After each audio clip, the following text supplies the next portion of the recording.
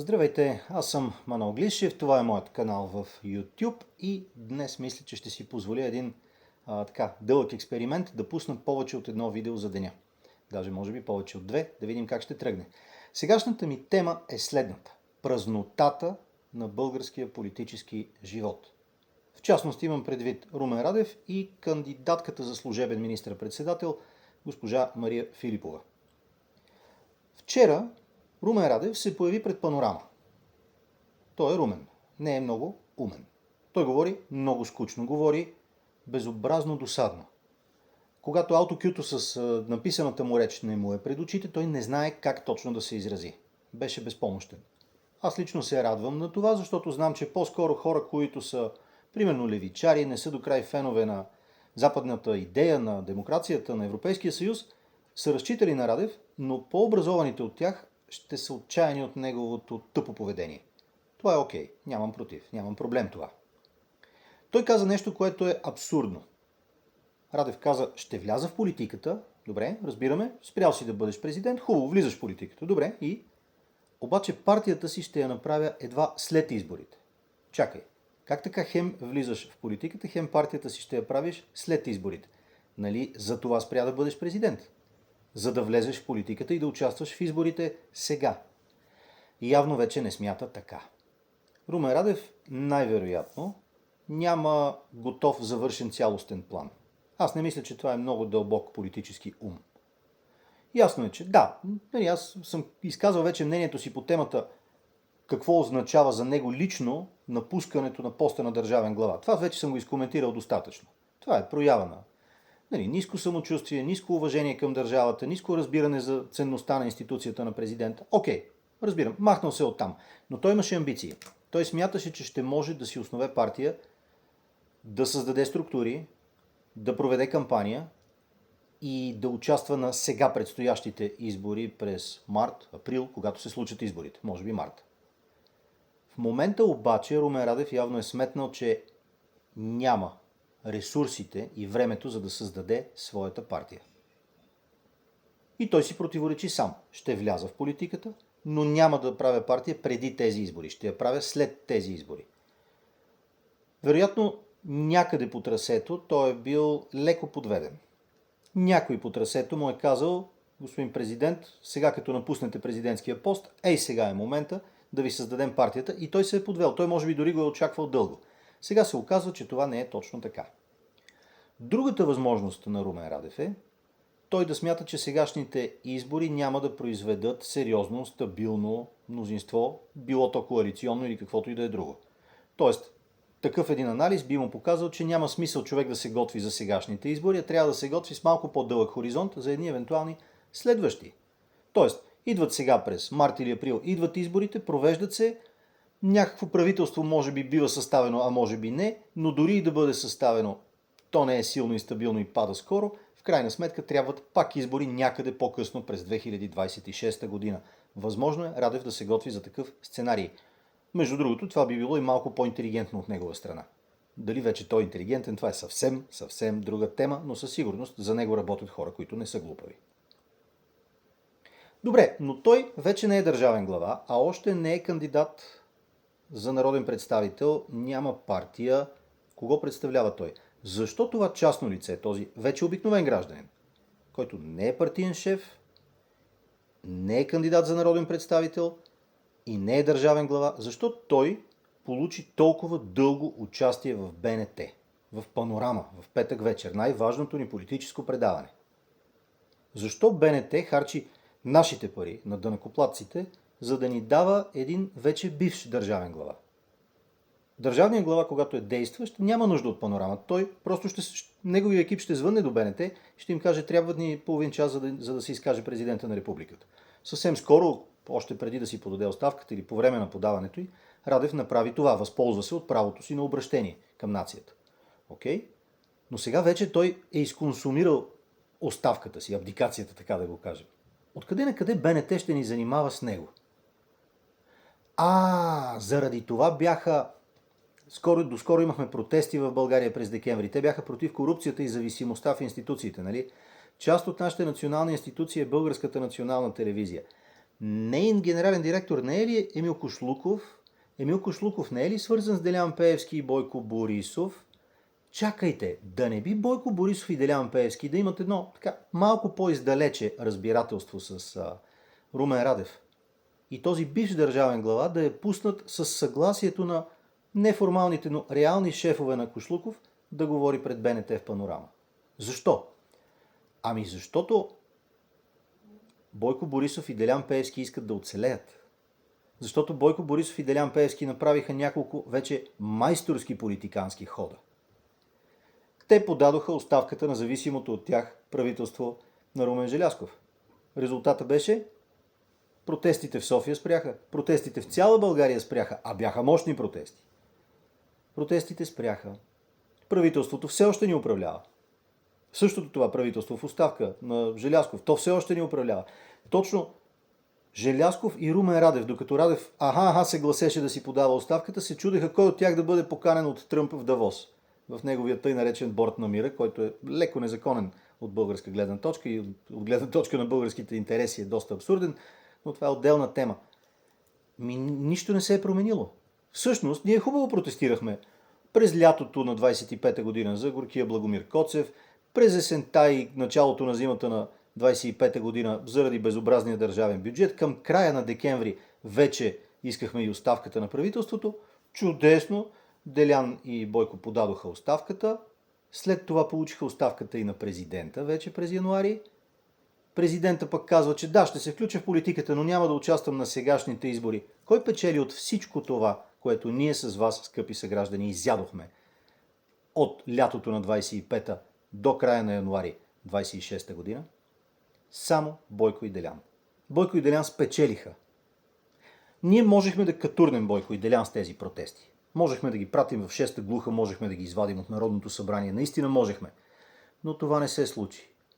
Тъй като протестите бяха управлявани как? Така че да се спихнат и повече никой да не протестира за нищо.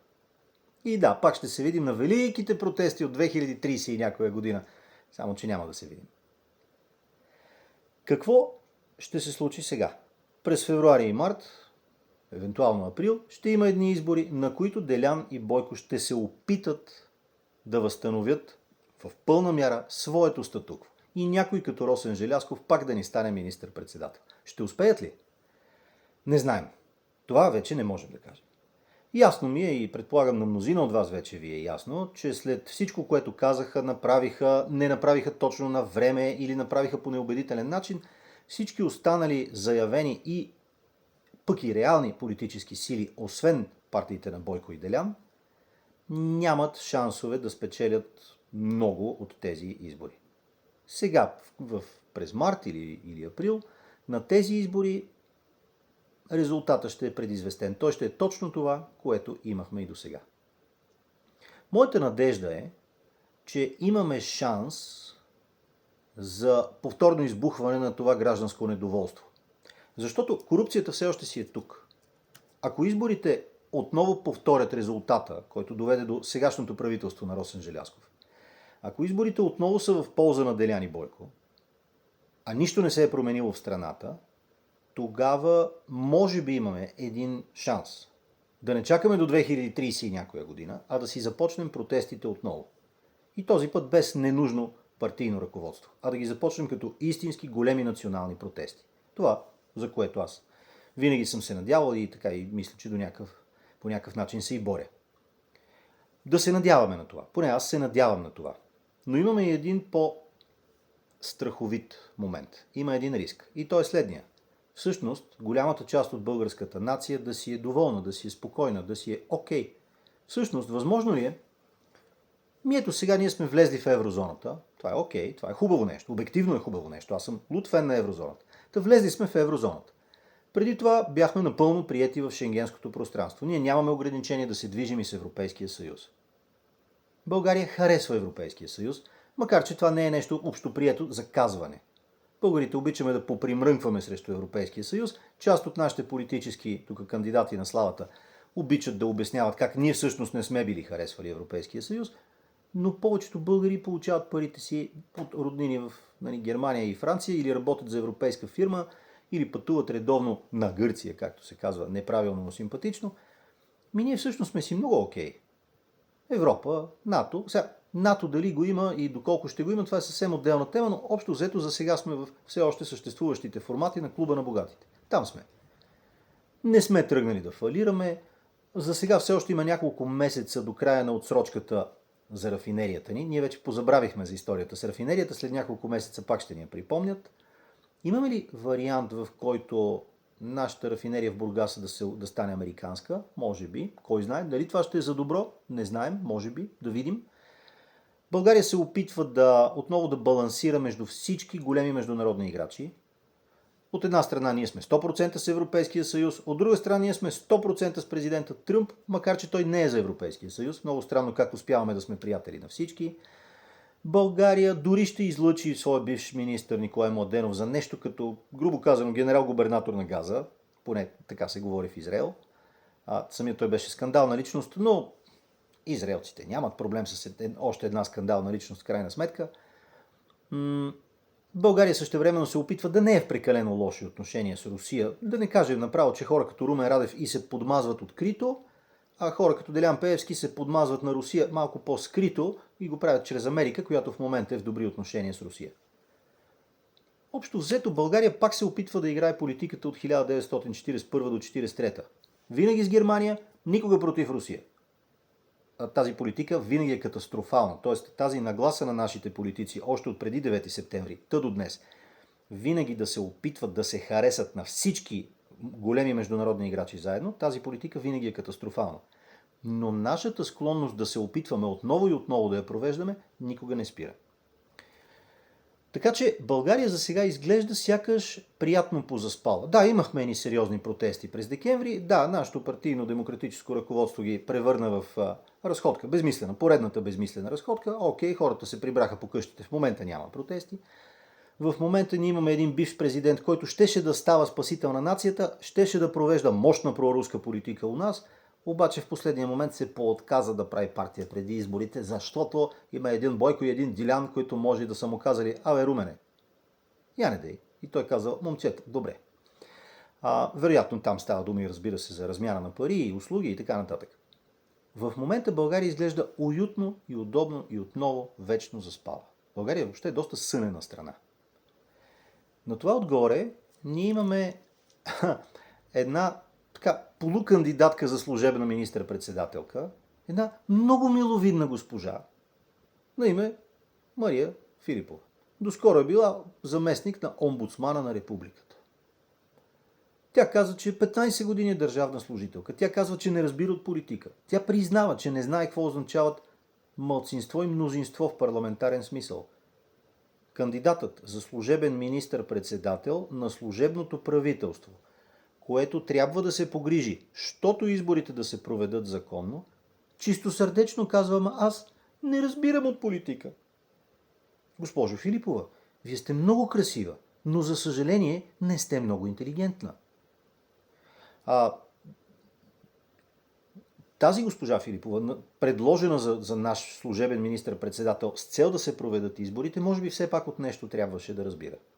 Тя е предложена от сега изпълняващата длъжността президент Илияна Йотова, доскорошната вице-президентка на Румен Радев.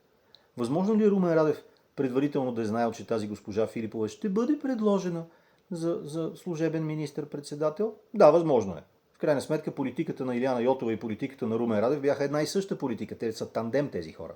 Те, между другото, май доста добре се разбират колегиално помежду си. Само че нещо не върви до край добре.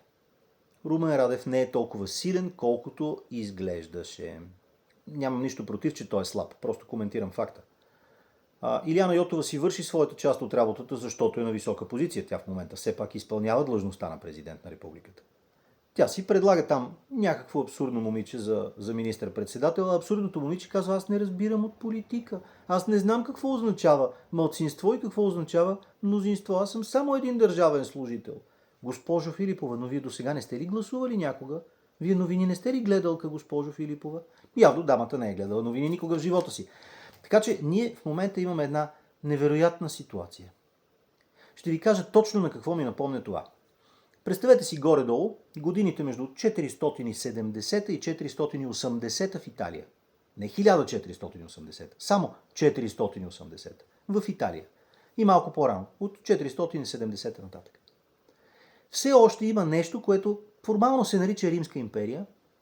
То представлява на практика една Италия. То контролира само Италия, може би и Сицилия и Сардиния. Тази държава сменя няколко императори един след друг. Свалените императори дори не биват убивани. Те са толкова маловажни, че никой няма и да ги екзекутира. Тези хора биват пращани на приятно изгнание. Един от тях се оттегля в Хърватско, в старата вила на Диоклетиан. Друг от тях бива свален и се оттегля в някаква вила край Неапол. Трети от тях, след като го пенсионират от император Лъка, приема духовна кариера, човека станал епископ. Даже един от тези свалени императори епископи, те са поне двама, отива да служи при друг император, дето още си доизживява пенсията в Хърватско, в днешно Хърватско, в тогавашна Далмация. Винаги, когато стане пореден държавен преврат, магистъра на армията, той, който реално владее Италия, т.е. ушким Римската империя, назначава някого за император. Дори не назначава себе си. Вече позицията на император е станала толкова маловажна в този късен период на западната половина от римската държава, че то вече няма и смисъл да ставаш император. Назначаваш някого там, писарушка. Примерно, един назначил учителя си по риторика, защото човека бил пълководец, този реалният управител, командира на армията, магистъра на въоръжените сили, той бил генерала все едно, генералисимуса дори. Той взимал уроци по риторика и назначил учителя си по риторика за император. Що не? Човека поне ще държи приятни речи. Императора дори не си дава зор да живее в Рим. Той живее в едно друго градче, Равена, на Адриатическия бряг, точно срещу Хърватско, срещу Далмация. Нали, ако се наложи да избяга, да избяга.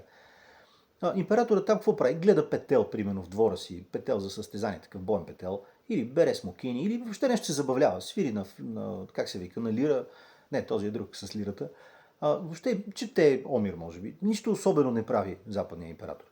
Докато през това време магистърът ходи по Италия, събира данъци, бори се с варварите, самия той често е варварин, но вече, що годе цивилизован човек, кариерист, почти римлянин. И така протичат последните 10 на 15-20 години на тъй наречената Западна Римска империя. В крайна сметка, поредният завоевател на държава, на страната, поредният германски военачалник, който идва да поеме контрола под свои ръце и да установи порядък и да сече монетите и да събира данъците, пропуска да назначи нов император. То вече няма смисъл. То просто вече няма смисъл от тази позиция. Вече няма... То няма империя, има нещо като кралство Италия. Защо да има император? Диадемата там, скиптъра и тия останалите играчки обшити с бисери се изпращат в Константинопол така просто от учтивост. Край, приключваме позицията. Закриваме позицията. Съкратихме последния изпълнител, платихме му едни пари, той човек се оттегли във вилата си и съкръщаваме позицията. Няма вече такъв щат императорски. Нещо подобно се случва в България днес. Реалните магистри на армията, така да се каже, т.е. реалните държавни глави на България в момента са Делян Пеевски и Бойко Борисов. Или Делян Борисов и Бойко Пеевски. Аз не правя разлика между тях двамата. Тези хора за сега са в някакво творческо разбирателство помежду си, кога ще се скарат, не знаем. Тези хора успешно пенсионираха дълготрайния български папа, ако можем така да го наречем, Ахмед Доган. Тези хора успешно успяха да карат техния собствен назначен, щях да кажа император, но имам предвид министър-председател Росен Желязков, да си ходи да си гледа хотела. И след оставката го позадържаха да им подпише още малко документи. После ще го пуснат. Тези хора допуснаха, че ушким техния най-голям политически противник, Румен Радев, ще си подаде оставката и сега ще направи най-страшната партия, ще стане спасител на нацията, ще обере вота, ще направи чудеса. Той пък каза, вижте, аз тази партия... Верно, да, влизам в политиката, ама тази партия ще прави чак след изборите. Така ли? Много добре, много мило, благодарим, казват си Делян Пеевски и Бойко Борисов, които сигурно не са в контакт с него и въобще не са знаели, че той ще направи така. Нали? Вижте как една римска трирема плава през окото ми.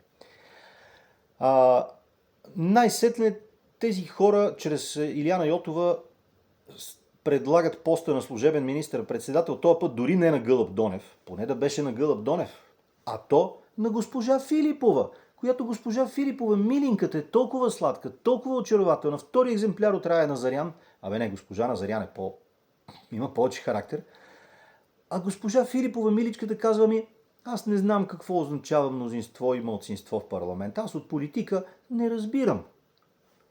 Тоест, позицията на български министър-председател е нещо като позицията на западния римски император около 470 година след Христа. Ма въобще няма значение кой е император. Ма от улицата ще си намериме министър-председател. Ще си назначиме някого. Ако е хубава млада жена, защо не? От 15 години държавна служителка, добре, това не вреди, нали? Не помага, няма значение. Може да е някоя учителка. Той така Бойко Борисов на времето назначаваше Фандъкова за кметица на София. Та директорката на това руското училище много ми хареса, много симпатично се държи, дайте да е турим кмет. И то през цялото време реален кмет на София беше кой? Бойко. Същия модел на управление, същия тертип. Кой императора в Равена? Някакъв гликерий. Добре, ще го свалиме. Кой е следващия Ромул? Добре, не значи Олибри. Никой не ги е чувал тия. Кой управлява Италия? Одлакър. Той се знае Бойко Борисов, Делян Пеевски на 5 век. Но това сме ние. В момента България е точно това. Това не е държава. Това е нашия проблем. Ние имаме министър-председател, който е в оставка, но продължава нещо да подписва. Имаме кандидат за министър-председател, дано да не стане, който е нещо по-постно дори от Мария Габриел и от Фандъкова и от кого ли не. Ние имаме президент, който доскоро не беше президент, и имаме един бивш президент, екс-президент, който в момента е нищо и който щял да влиза в политиката, ама ще влезе чак след изборите. Ние имаме обаче главен прокурор, който е си изтекал мандат и продължава да оказва методическо ръководство на всички прокурори в страната. Това е Борислав Сарафов, който активно пречи на който и да е прокурор в България да образува дело за злоупотреба с власт срещу Бойко Борисов или Делян Пеевски. Ние имаме шеф на националната телевизия, който продължава да пробутва мазна, гнусна пропаганда, именно в лицето на Румен Радев. Така че България в момента е пародия на държава. Ние сме бананова република без банани. Да, в еврозоната сме. Това ни е бонус, това ни е плюсче. Да, ние ушки сме в коалицията на желаещите да се помага на Украйна, обаче същевременно ставаме и много зад Тръмп и подписваме някаква харта на някакъв борд на мира, дето не знаем дали Росен Желязков не е продал България за 2 лея. Извинявам се, за 1 евро и 2-3 цента. Ние сме в безвремие, което само по себе си е комично, това е смешно, това наистина, той е материал за сатира, за нищо повече, той е материал за вицове. Ние имаме министър-председател, който не е министър-председател, президент, който не е президент, двама души, които не са министър-председатели, но реално са. И нямаме бъдеще. Ние не знаем на къде отива България, не знаем кой я води, знаем кой я води, кои двама мъже я водят, и не сме сигурни на къде ни водят. Не е точно към Европейския съюз, макар че и от Европа не отказват някой лев, извинявам се, някое половина евро. Не е точно и към Америка, макар че се опитват да ни продадат на Тръмп с цел, ако може, най-сетне Делян Пеевски да се отърве от сянката на Магнитски над себе си. Май ни водят към Русия, обаче не си го признават. А в момента България няма никаква ясно заявена цел и посока. В България доскоро имахме мощни протести допреди 1 месец, в момента нямаме мощни протести, а нищо не се е променило в смисъл, че корупцията си е същата. И изглежда, че ние сме много доволни от това състояние, много сме тихи, много сме кротки, ние сме едни скръстили ръце, позадрямали българи, които сме си добре с това, че сме в еврозоната. А до кога сме в еврозоната? Дали няма да ни извадят от еврозоната? Дали няма да влезем в рублозоната? Междувременно, руският външен министър Сергей Лавров, който за съжаление още не е паднал от някой висок етаж, както се надявахме, се оказва в Турция, дава сериозно, огромно интервю за турска медия и казва: много е важно за нас, че България продължава да прекарва руски газ към Сърбия и Унгария. Чакайте, ама ние нали сме в коалицията на желаещите? Нали Росен Желязков твърдеше, че е важно да се подкрепи Украйна? Ама чакайте, той пък е в оставка. Ама той пък ходи да ни представя както беше в оставка при Тръмп. Мога да се повтарям така много дълго време, не желая. Ние сме в абсолютен батак. България в момента отново е в безвремие, което е много опасно, предвид това, че светът клони към Трета световна война. Предвид това, че край нас, около нас, се набират огромни сили, докато ние в България стоим в нищото и нищо не правим. Интригите на Бойко Борисов и Делян Пеевски за малко парче власт, за някой друг откраднат милиардец, са безобразни. Да, престъпни са. Разбира се, че тези двама мъже трябва да са в затвора. Може би в обща килия дори. Обаче Обаче цялостно техните интриги не ни водят на никъде. Имаше такава руска книга на времето. Диалектика на преходния период, под заглавието беше "От никъде за никъде". Ето това се случва с нас в момента. Ние прехождаме от нищото към друго нищо. И това е много опасно. Предвид риска от война около нас. Предвид това, че Сърбия се бунита, трещи и гърми. Предвид това, че Унгария е все по-агресивна в поведението си, защото обеднява и заплашва Украйна от към запад. Предвид това, че Русия е способна все още да извърши някои безобразия у нас. Ние би трябвало да си вземем съдбата в свои ръце. Моята тема още от юли месец 25-та година, пък и от по-рано, е, че ние имаме много за какво да протестираме и че имаме много за какво да протестираме по крайно асертивен и агресивен начин. Но за това ще говоря повече в следващото си видео. Сега ще пусна това видео, то ще отнеме около 26-7 минути от вашето време, след което ще можете вероятно да гледате и следващото ми, посветено на протестната вълна. Винаги можете да подкрепите съдържанието, което създавам през Revolut, Кльон Баглишев, както и давам и още няколко линка. Давам понякога банкова сметка, банковата сметка е на жена ми, давам понякога и един PayPal и един друг Revolut, които не са мои и от които аз не взимам нищо. Това е Revolut и PayPal на проекта Принтирай и бомбардирай, чрез който финансираме директно фронтови украински съединения. С мои приятели Ники Иванов, Мартин Демирев и още няколко момчета. Всички ние правим каквото можем, така че някакви жизнено важни запаси да достигнат до украинските предни линии в Донбас. Много ви благодаря. Както казах, подкрепете съдържанието, което създавам. Давам си Революта, давам всичко друго необходимо. И ще се чуем или след малко, или до вечера, или утре. И ще продължим да си говорим за политика, история, литература и други такива важни неща. Приятен ден!